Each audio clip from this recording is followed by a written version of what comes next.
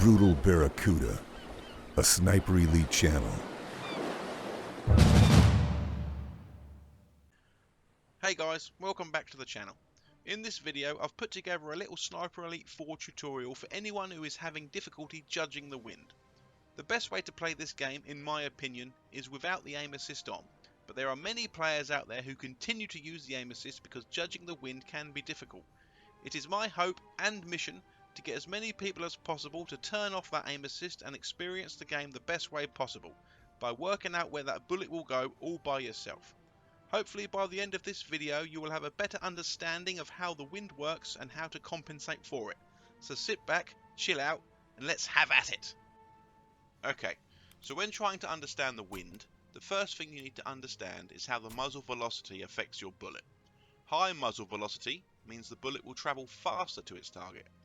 Lower muzzle velocity means the bullet will travel slower to its target. So the slower the bullet travels, the longer the bullet is in the air. Therefore, the more time the wind has to affect the bullet. So this is an example of what I mean. I'm using the Deleuze carbine. I've picked this gun because it has the lowest muzzle velocity out of all the rifles. At 100 meters, when aiming directly into the target's right eye with minimal wind, you can see just how much the wind affects the bullet. Now if we compare this to the Mosin, which has a much better muzzle velocity, under the same conditions we can see there is a big difference in how much the wind affects the bullet. Now if we aim at the target 200 meters away, we start to see a huge difference in the amount of compensation required for the wind. This example shows you just how differently the wind will affect your bullet based on muzzle velocity. If you keep swapping out your rifle for a different one, so you start the game with one rifle, run around for a bit, kill a soldier, take his rifle, later on you find another rifle. If you're constantly changing your rifle, you must remember that they all have different muzzle velocities. The amount of compensation you need to give for wind will be forever changing, and you will never get used to anything. So my first tip, if you want to have an easier time judging the wind, is to find a rifle that you like and stick with it. The higher the muzzle velocity, the less you will have to compensate for the wind. Next thing to know is all rifles have certain stats that can be upgraded by completing gun specific challenges. Different rifles allow you to upgrade different stats, and some guns can have their muzzle velocity stat improved. So with the Carcano, after getting 50 kills under 20 meters, the muzzle velocity will improve. Or after getting a total kill distance of 10 kilometers with the M1 Garand, the muzzle velocity will improve. So if you're trying to get used to the wind with a certain rifle and then you finally complete a challenge and your muzzle velocity increases, it will change the amount of compensation required. This doesn't matter on Authentic and Authentic Plus because all gun upgrades are disabled on those difficulties anyway. But if playing on Sniper Elite difficulty with the aim assist off, then this is worth remembering. So find a rifle you like and stick with it. I recommend the Springfield rifle. You start the game with it and it has the highest muzzle velocity in the game on Authentic difficulties. Also, if playing on Sniper Elite difficulty with no aim assist, its muzzle velocity cannot be upgraded, so you can get used to its muzzle velocity without having to worry that it will change later. So my next tip is just be aware that the muzzle velocity for some guns will change if playing on Sniper Elite difficulty. The last thing you want is that stat changing when you're trying to get used to it, so just be aware. One more thing before we get to the wind itself. Suppressed ammo. Now it's worth noting that using suppressed ammo is essentially a trade-off between the noise you make and your muzzle velocity. With suppressed ammo equipped, your gun will make less noise when fired, but it will drastically lower your muzzle velocity, requiring you to compensate for the wind much more. Now this is fine if you're using the aim assist, but as the difficulty rises, you will no longer be able to have the aim assist.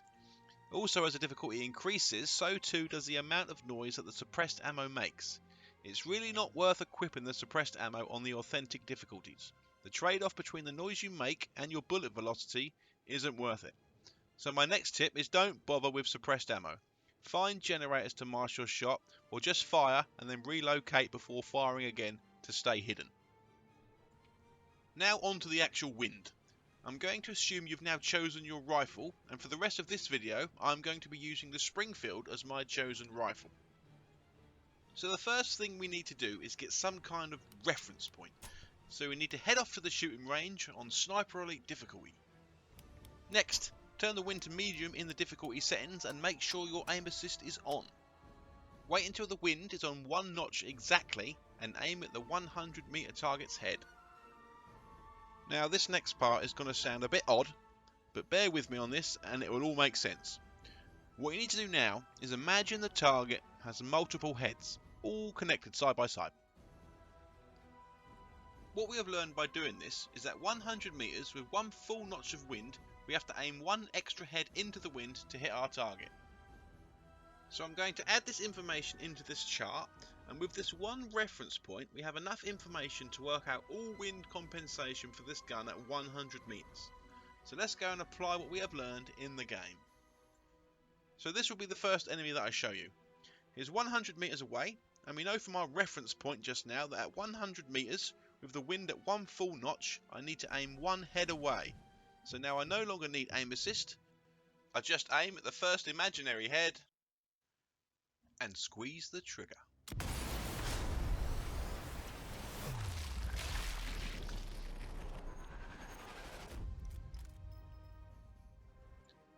But hang about, what if the wind is only half a notch?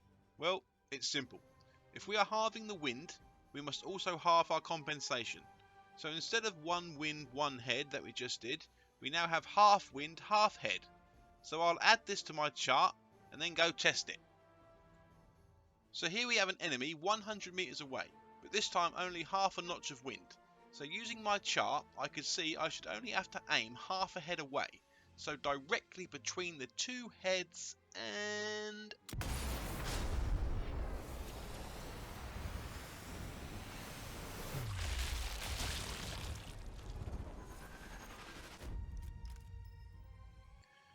Now, if halving the wind halves my compensation, then doubling the wind must double my compensation. So if the wind is 2 notches at 100 meters, I would have to aim 2 extra heads. But unfortunately, this can never be tested as the wind never gets that high.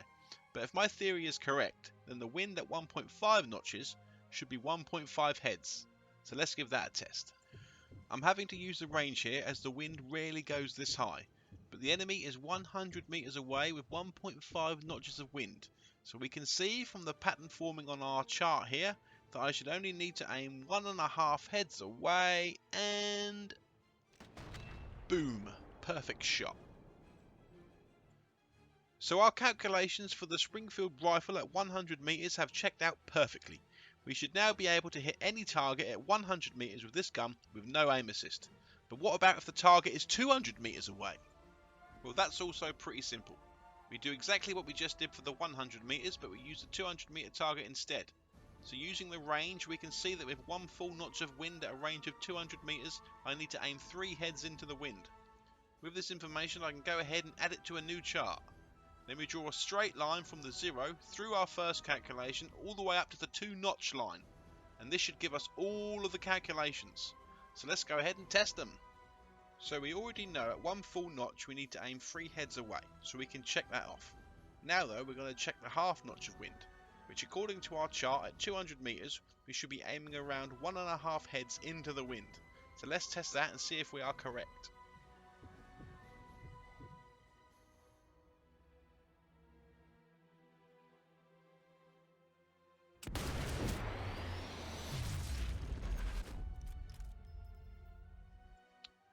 That one was spot on, so let's check that off. Now to test out the 1.5 notches of wind, which according to our chart here, we should have to aim 4.5 heads into the wind. Let's give that a bash.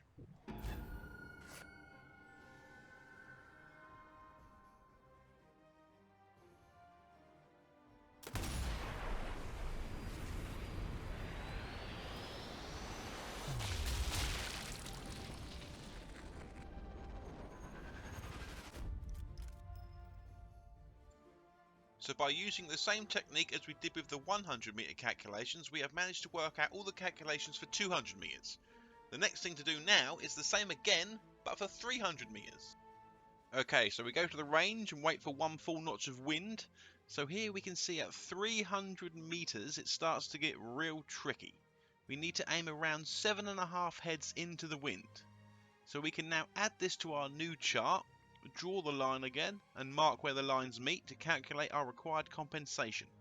So let's just double check our first calculation here, which is 300 meters with 1 notch of wind, so 7.5 heads.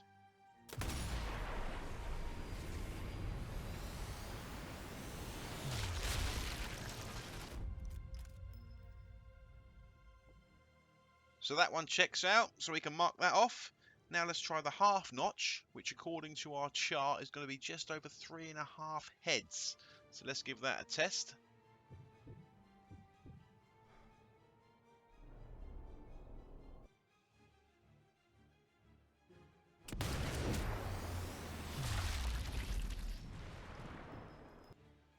Okay, so the shot for half a notch of wind at 300 meters checks out. Now to try a 300 meter shot with 1.5 notches of wind, which according to our chart means we should need to aim around 11.5 heads into the wind. So let's give that a bash.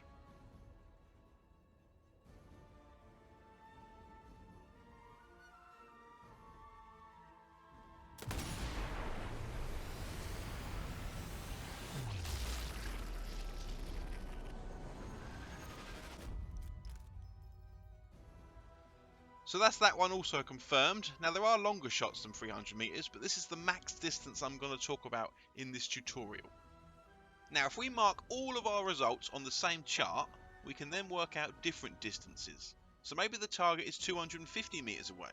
So to work out 1 notch of wind at 250 meters, we put a dot down directly between the 200 and the 300 meter mark on the 1 notch line. So now, according to the chart, at 250 meters with 1 notch of wind, we need to aim just over 5 heads into the wind. So let's go ahead and test that and see if it's right.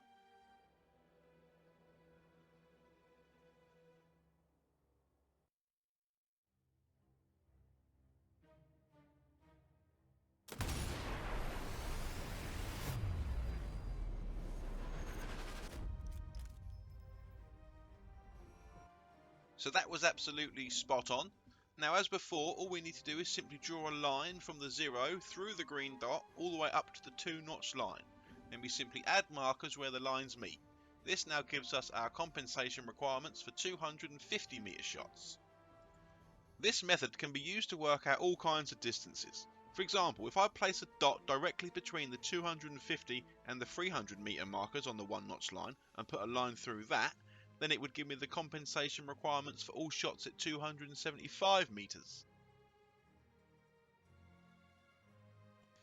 Now just to give you a better understanding of the importance of high muzzle velocity, here are some comparisons to the Ross Mark III, which has much less muzzle velocity than the Springfield. As you can see, at 100 meters with 1 notch of wind, the Springfield requires 1 head of compensation, versus the Ross Mark III, which requires 2.5 heads compensation. Or if we look at the 200 meter ranges with 1 notch of wind, the Springfield requires just 3 heads worth of compensation versus the Ross Mark III's massive 9 heads worth of compensation. Now I have a couple of extra little tips that will help you when shooting. If your target is 120 meters away or 140 meters away, try to get a little closer. If you can get your target as close as possible to your scope adjustment, you won't have to worry about bullet drop. Same goes if your target is 180 meters away. Moving 20 meters further from your target so you can adjust your scope to 200 to match your target exactly will make your life much easier.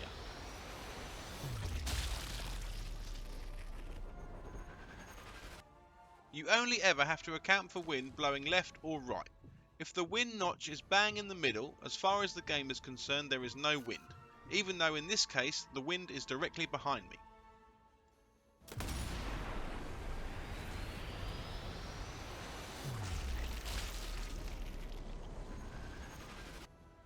So I've put together a little sheet which is available to download so you can work out distances of other rifles by yourself. I'll leave a link to it in the description below. And that brings us to the end. I really hope that this video has at the very least made understanding the wind somewhat easier. Judging the wind can be a pain, but hopefully now you have a better understanding. Thank you so much for watching. Please hit that like button if you enjoyed this video, it really does help the channel to grow. This is a dedicated Sniper Elite channel, so hit that subscribe button to be kept up to date on all things Sniper Elite. And as always, I will see you guys in the next video.